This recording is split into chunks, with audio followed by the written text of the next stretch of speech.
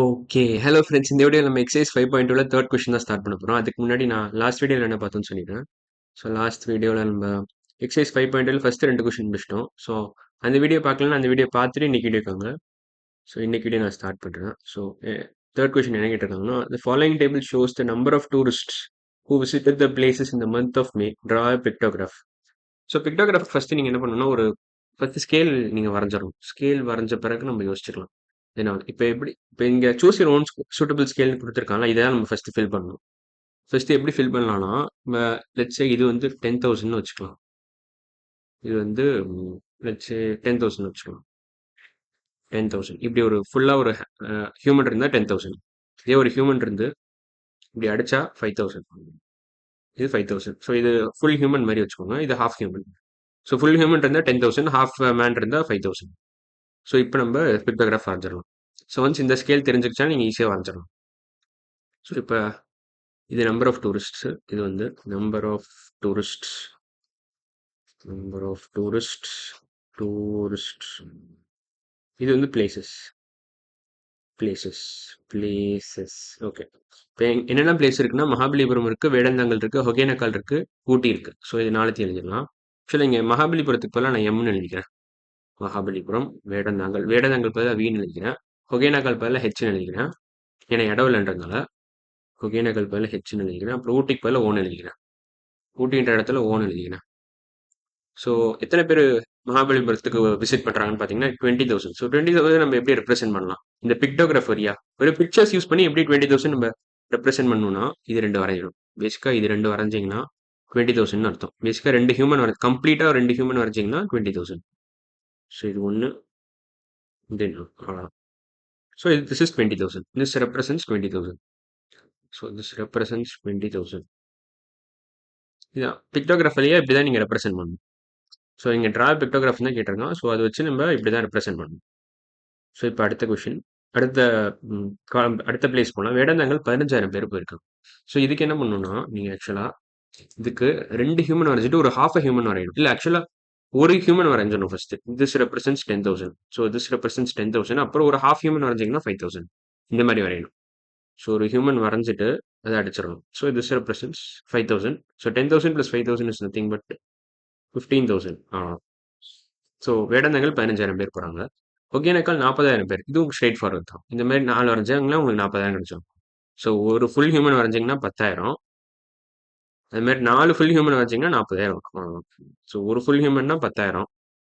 One full human represents 10,000. 4 full humans எவ்வளோ வரும்னு கேட்குறான். 4 ஹியூமன்ஸ் எவ்வளோ வரும்?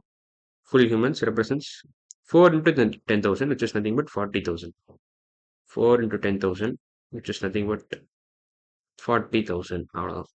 ஸோ ஒகேனக்கல் போனது 40,000 பீப்புள் தான். ஸோ நம்ம இது 4 ஹியூமன் வரைஞ்சிங்கன்னா உங்களுக்கு ஆன்சர் கிடச்சிடும். ஸோ சாரி இன்னும் 2 ஹியூமன் வரையணும். அவ்வளோதான். ஸோ 1 2 அவ்வளோதான். So this represents 40,000. 40,000 அவ்வளோதான். ஸோ இதெல்லாம் தேவையில்லாது தான். சும்மா நான் உங்களுக்கு இதுக்காக எழுதுறேன். கிளியராக இருக்குன்றதுக்காக எழுதுறேன். அப்போ தான் இன்ஃபர்மேஷன் உங்களுக்கு கிளியராக இருக்கும். ஊட்டியில் வந்து 35,000 தான் போகிறாங்க. ஸோ ஃபுல் ஃபுல் ஹியூமன்ஸ் ஒரு 3 வரைங்க. கம்ப்ளீட்டாக ஹியூமன்ஸ் வந்து ஒரு 3 மனுஷங்க வரைஞ்சிக்கோங்க. 3 வரைஞ்சிட்டு ஒரு ஹாஃப் ஹியூமன் வரைஞ்சிடலாம். அவ்வளோதான். அப்படின்னா உங்களுக்கு கரெக்டாக வந்துடும். ஸோ இது 35. This picture represents 35,000. அவ்வளோதான். ஸோ உங்களுக்கு ரெஃபரன்ஸ்க்காக தான் இந்த மாதிரி எழுதுறேன். 35,000 40,000 இதெல்லாம் ஆக்சுவலாக நீங்கள் எக்ஸாம்பிள் எடுத்தாங்க.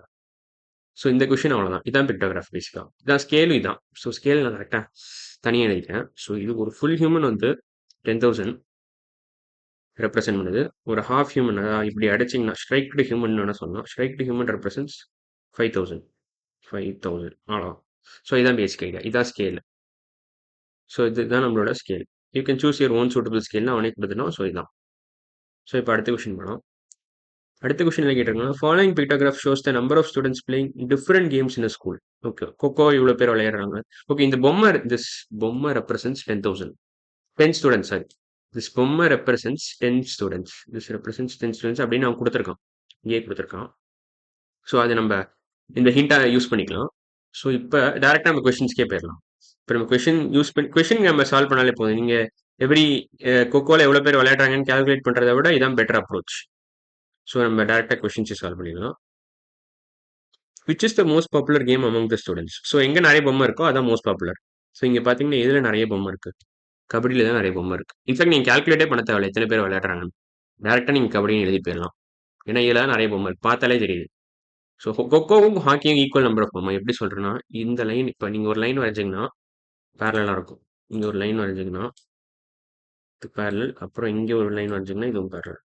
ஸோ ஈக்குவலாக இருக்குது. இது இங்கே நம்பர் ஆஃப் பொம்மையும் ஹாக்கியில் நம்பர் ஆஃப் பொம்மையும் ஈக்குவல். ஸோ கொக்கோவும் ஹாக்கியும் ஹேஸ் ஈக்குவல் நம்பர் ஆஃப் பொம்மை. மற்ற பேஸ்கெட் பாலில் 3 பொம்மை தான், வாலிபாலில் 5 பொம்மை, கபடியில் எக்கச்சக்கமாக இருக்குது. ஸோ கபடி தான் most popular game. So first question answer kabaddi. Sorry, kabaddi.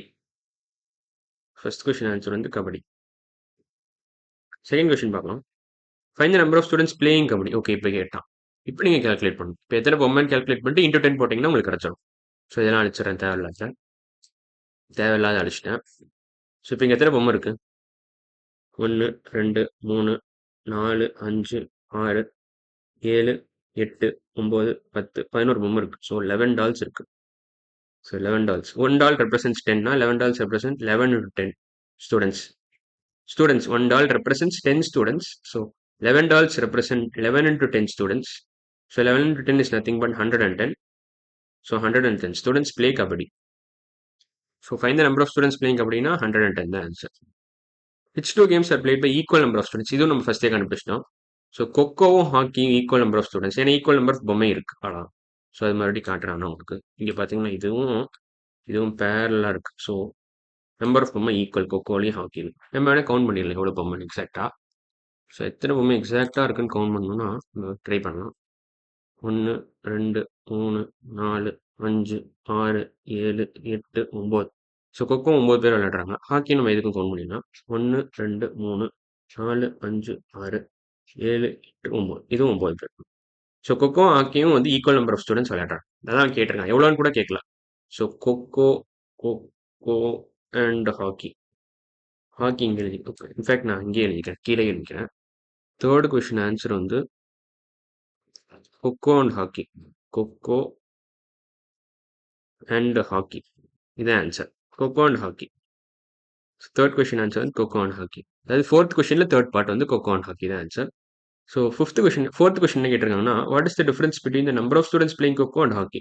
So since they டிஃபரன்ஸ்ன்றது ஆக்சுவலாக 0 தான் வரும். Since they have equal number of students. Since they have equal number of students. கீழே எழுதிட்டேன் அதையும். Fourth question answer. ஃபோர்த் கொஸ்டின்ல ஃபோர்த் பார்ட் ஆன்சர் தான்.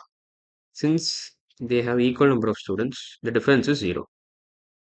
Since they have equal number of students.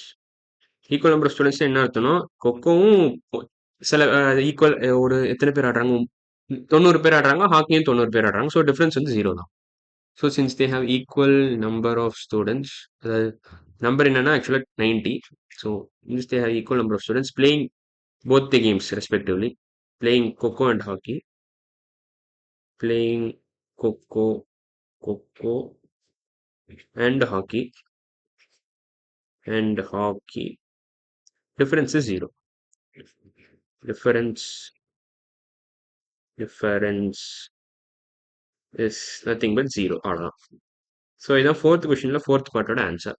இப்போ ஃபோர்த் கொஸ்டின்ல ஃபிஃப்த் பார்ட் ஆன்சர் பார்க்கலாம்.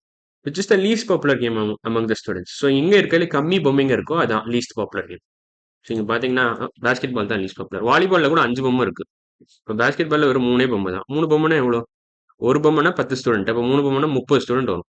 இது எப்படி நான் டக் டக்குன்னு கால்குலேட் பண்ணுறேன்னா, அந்த ரேஷியோ அண்ட் ப்ரொபோர்ஷன் சாப்டர் நீங்கள் படிச்சீங்கன்னா நீங்களும் டக் டக்குன்னு கால்குலேட் பண்ணலாம் இதெல்லாம். ஸோ அதில் நான் டீட்டெயிலாக எக்ஸ்பிளைன் பண்ணியிருப்பேன், எப்படி இந்த மாதிரி ரேஷியோ அண்ட் ப்ரொபோர்ஷன்லாம் எப்படி கால்குலேட் பண்ணணும். ஸோ ஒரு பொம்மை வந்து 10 ஸ்டூடெண்ட் ரெப்ரசென்ட் பண்ணுதுன்னா, ஒரு பொம்மை ரெப்ரசென்ட்ஸ் 10 ஸ்டூடெண்ட்னா 3 பொம்மை எவ்வளோ? இந்த மாதிரி கால்குலேஷன்லாம் உங்களுக்கு ரேஷியோ அண்ட் ப்ரொபோர்ஷன் ஒரு சாப்டர் என் சேனலில் எடுத்திருப்பேன். அந்த வீடியோஸ்லாம் பார்த்தீங்கன்னா உங்களுக்கு ஈஸியாக நீங்கள் கால்குலேட் பண்ணிக்கலாம். ஸோ பேசிக்காக இங்கேயும் இன்ட்டு 3 போடணும், இங்கேயும் இன்ட்டு 3 போடணும். ஏன்னா இந்த ஈக்குவேஷனும் they are in same proportion, so we can do something like this. இங்கே இன்ட்டு 3 பண்ணலாம், இங்கேயும் இன்ட்டு 3 பண்ணலாம். ஏன்னா இந்த 2 ஈக்குவேஷனும் சேம் ப்ரொபோர்ஷனில் இருக்கு. இதுதான் பேசிக் ஐடியா. ஸோ அந்த சாப்டரில் இருக்கிற வீடியோஸ்லாம் பார்த்தீங்கன்னா உங்களுக்கு பெட்டராக அண்டர்ஸ்டாண்டிங் கிடைக்கும். ஸோ இப்போ அழிச்சிடுறேன். ஸோ இங்கே 3 பொம்மை தான் இருக்குது. பேஸ்கெட் பால் தான் இருக்கிறதுலே கம்மி. ஸோ 30 பேர் தான் பேஸ்கெட் பால் விளையாடுறாங்க. So least popular game is nothing but basketball. So basketball is the least popular game. Basketball, அவ்வளோதான். ஸோ அடுத்து என்ன இருக்கு அடுத்த ஸ்லைடில்? ஓகே, இது இருக்கு.